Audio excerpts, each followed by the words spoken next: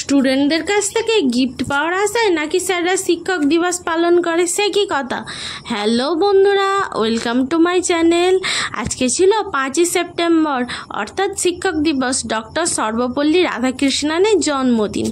আমি কিন্তু পড়ানো শুরু করেছি 1 মাস 2 মাস হতে হতে প্রায় 1 বছর হতে চললো।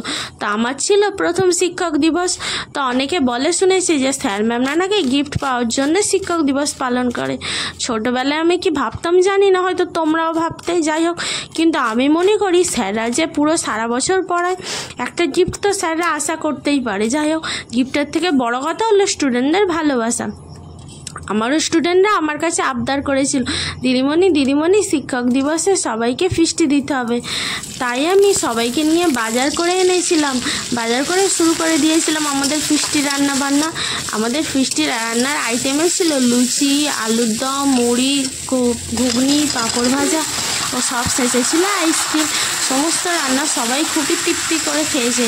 রান্নার পরে জিজ্ঞাসা করলাম তাদের যা কমেন্ট পেলাম, এত সুন্দর সুন্দর, শুনেই মন ভরে গেল।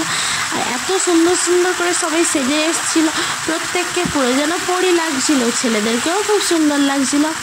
তাই আলুর দমটা তৈরি করার জন্য মা প্রথমে পেঁয়াজ, কাঁচা লঙ্কা, আদা, জিরে সব কিছু দিয়ে ভেজে নিল। তারপরে আলু, লঙ্কা, হলুদ দিয়ে ভালো করে মশলাটাকে কষিয়ে নিল।